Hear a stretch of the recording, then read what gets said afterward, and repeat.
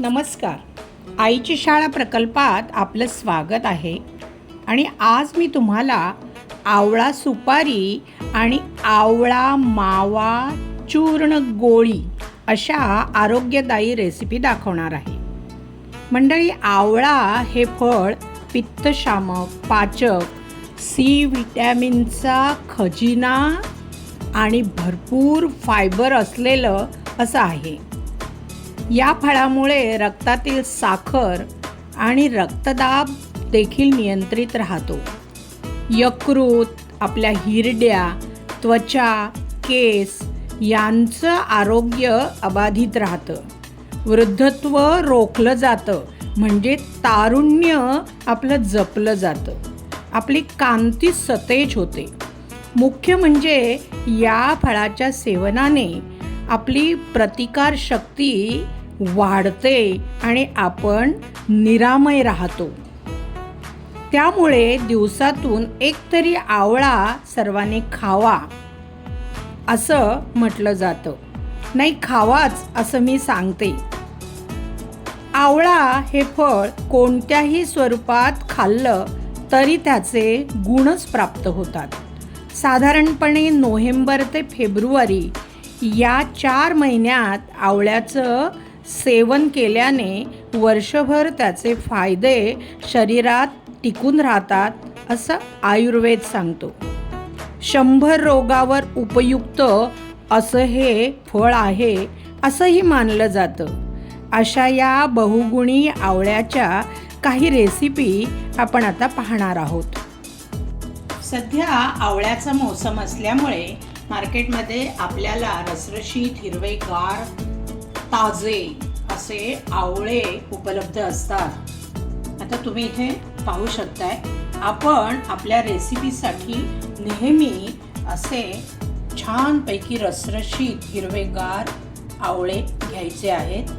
आणि आपल्याला आता हे आवळे, म्हणजे इथे मी घेतलेले आवळे हे स्वच्छ धुवून आणि पुसून घेतलेले आहेत.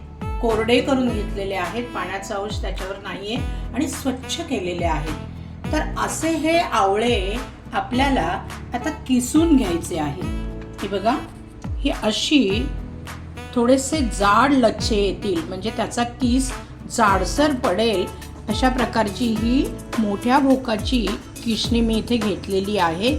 आणि या किसणीवर आपल्याला हे आवळे असे किसून घ्यायचे आहेत.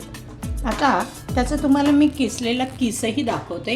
हे बघा, हा थोडासा जाडसर किस आहे.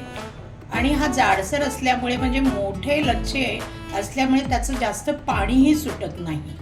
अशा प्रकारे हे आवळे मी इथे किसून घेतलेले आहेत. आणि त्याच्या या बिया वेगळ्या केलेल्या आहेत. या बिया टाकायच्या नाहीत, उकळत्या पाण्यामध्ये टाकायच्या. आणि ते पाणी उकळून आपल्याला सरबतासाठी सुद्धा वापरता येतं. आता पुढील कृती करूया. आता आपण जे आवळे किसले त्याचा हा जाडसर किस मी या ताटामध्ये असा व्यवस्थित पातळ पसरून लावलेला आहे. हे बघा, अशा ट्रेमध्ये सुद्धा तुम्ही हा किस ठेवू शकता. आणि आपल्याला हा किस सुकवायचा आहे, वाळवायचा आहे.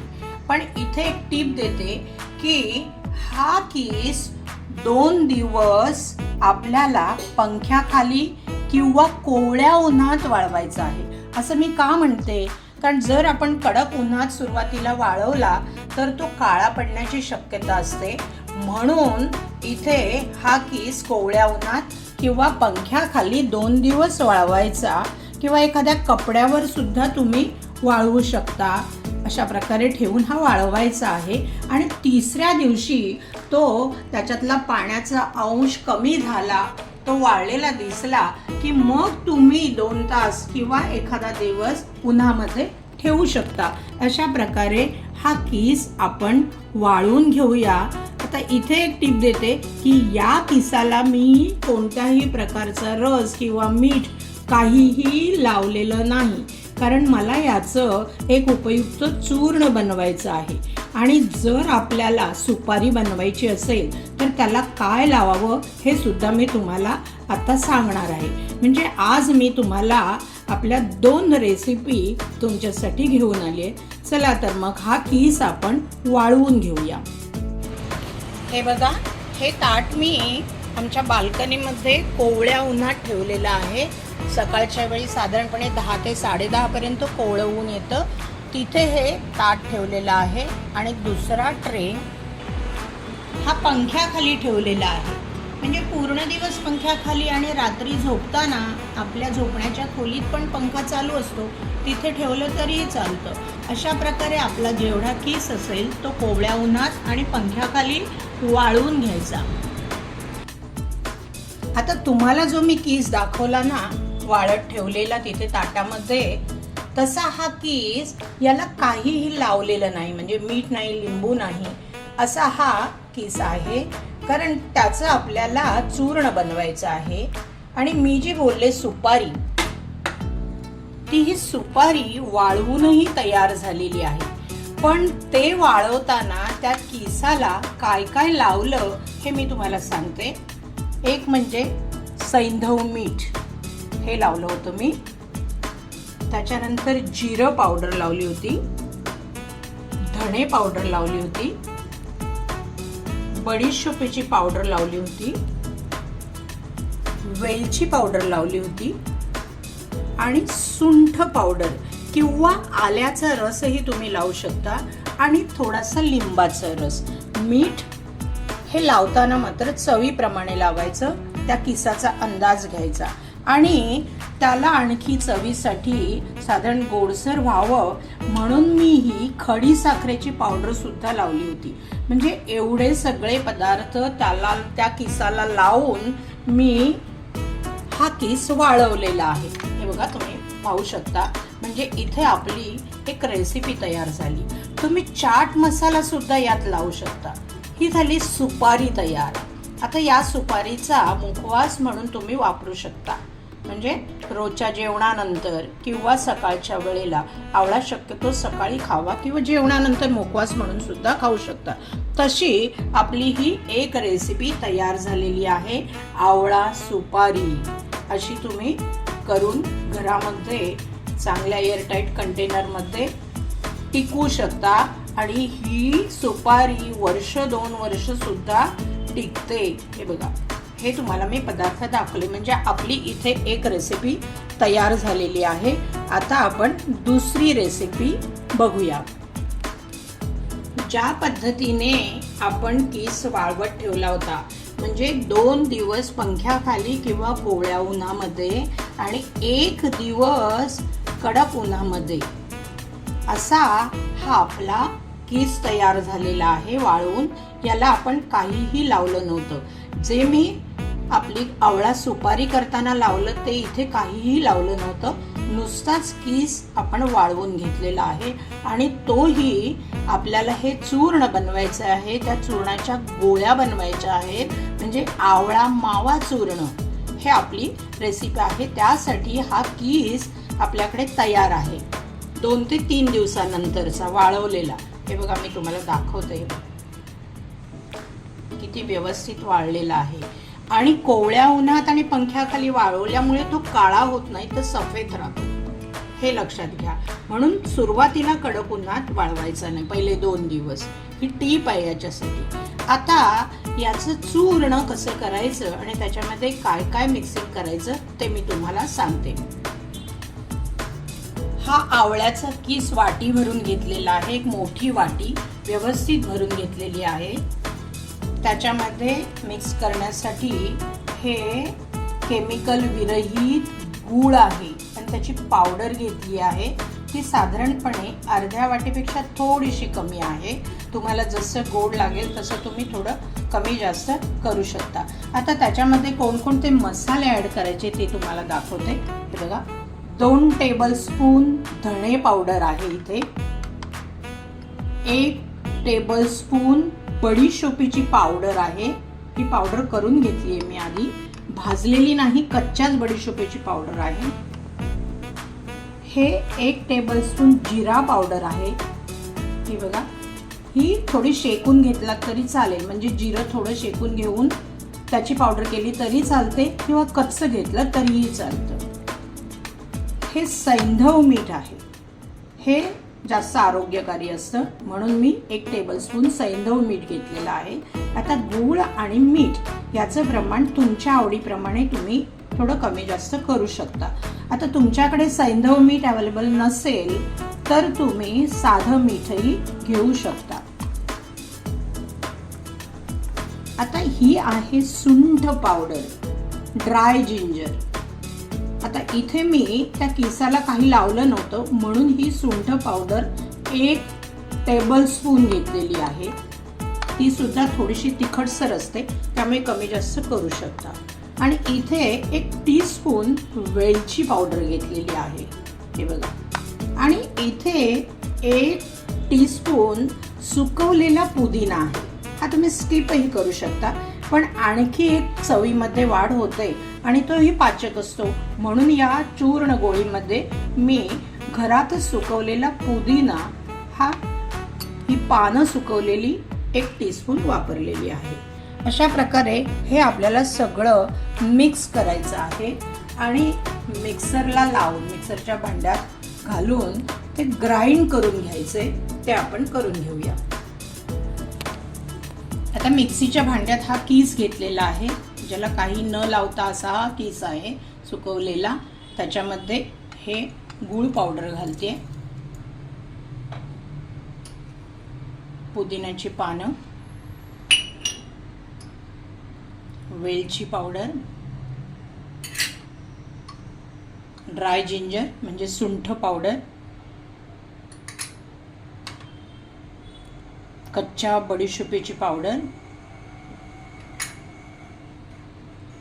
धणे पावडर,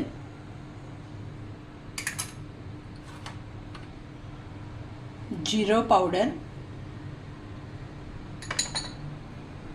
आणि हे सैंधव नमक. आणि थोडंसं चव वाढवायला, एक वेगळी चव येण्यासाठी मी थोडंसं हे साधं मीठ घालते. आता आपल्याला हे ग्राइंड करून घ्यायचंय, ते आपण घेऊया.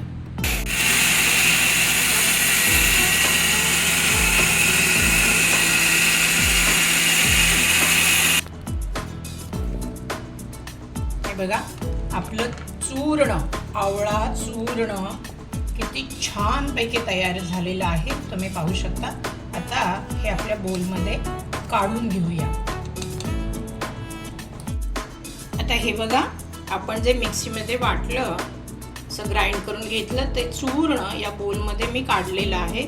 तुम्ही पाहू शकता त्याचं टेक्स्चर किती छान आलेलं आहे, हे बघा. आता अजून याच्यामध्ये थोडंसं व्हेरिएशन करणार आहे मी. हे का करते तर हे चूर्ण जेव्हा आपण लहान मुलांना देतो तेव्हा त्यांना वाटतं ते औषध आहे, त्यामुळे ते खायला नाकं मुरडतात. तर त्यांच्यासाठी काही वेगळं करता येईल का या चूर्णापासून, याचा मी विचार केलाय आणि ते तुम्हाला आता दाखवते. हे बघा त्यातलं थोडं चूर्ण मी मिक्सीमध्ये तसंच ठेवलेलं आहे, साधारणपणे अर्धी वाटी. हे बघा. आणि या चूर्णामध्ये हे आपल्याला सगळ्यांना मोठ्यानं चूर्ण झालं आणि या मिक्सीमध्ये ठेवलेलं जे चूर्ण आहे त्याच्यामध्ये एक पदार्थ मी ॲड करते आणि तो आहे खजूर. बिया काढून घेतलेल्या खजुराच्या या, हे बघा हे छोटे छोटे तुकडे केले. आता आपल्याला त्या चूर्णाबरोबर हे खजुराचे तुकडे आपल्याला ग्राइंड करून घ्यायचे आहेत.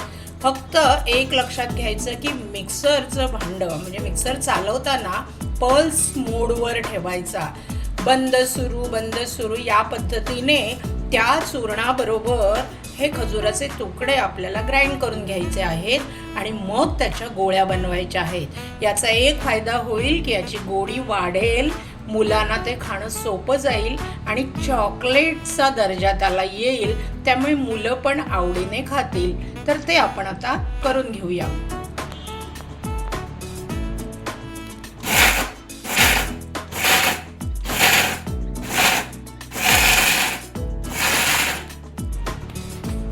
हे बघा खजुरा सकट ते जे आपण चूर्ण केलेलं होतं ते सुद्धा ग्राइंड करून तयार झालेलं आहे. ते आपण आपल्या बोलमध्ये काढूया आणि त्याच्या गोळ्या बनवूया. आता हा ग्राइंड करून घेतलेला हा जो मावा आहे, हे बघा, त्याची आपण गोळी करूया. ही बघा, मी तुम्हाला करताना दाखवते. खजूर त्याच्यामध्ये असल्यामुळे त्याच्या गोळ्या करणं इझी जातं. हे बघा, अशा प्रकारे या गोळ्या इथे मी करून पण ठेवल्या आहेत. अजून एक दाखवते. इथे थोडासा मावा घ्यायचा.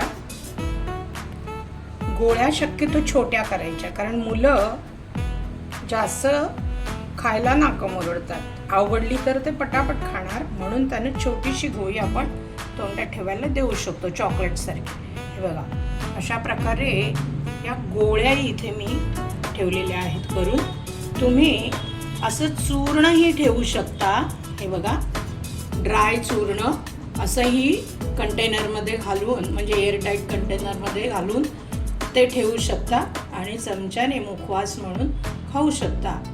आता इथे ड्राय होण्यासाठी मी गूळ पावडर वापरली आणि त्याचा मावा करण्यासाठी मी इथे खजूर वापरला. म्हणजे गूळ पण आहे, खजूर पण आहे, आयर्न पण भरपूर आलं बघा. आणि हा मावा तुम्ही असाच कंटेनरमध्ये ठेवू शकता आणि चमच्याने घेऊ शकता. आणि मुलांना आकर्षित करण्यासाठी अशा गोळ्या बनवून पण ठेवू शकता. बघा किती हे आवळ्याचे उपयोग झाले. एक तर ही सुपारी तयार केली आपण, आवळा सुकवून त्याला सगळे पदार्थ लावून हे चूर्ण तयार केलं, हा मावा तयार केला, आवळा मावा, आणि त्या माव्याच्या गोळ्या तयार केल्या. अशा प्रकारे आपल्या या आवळ्यापासून आज 4 रेसिपीज तयार झालेल्या आहेत. मंडळी, अशा प्रकारे आवळ्याच्या विविध रेसिपी करून तुमच्या आहारामध्ये हा आवळा नियमितपणे ठेवा, ही माझी विनंती आहे. पाहू शकता इथे तुम्ही या रेसिपी तुमच्या घरी नक्की करा. आणि नेहमीप्रमाणे सूचना, लाईक, शेअरिंग, कमेंट्स बरोबर आईची शाळा हे चॅनल जर सबस्क्राईब केलेलं नसेल तर जरूर करा. बेल आयकॉनचं बटन प्रेस करा. धन्यवाद मंडळी.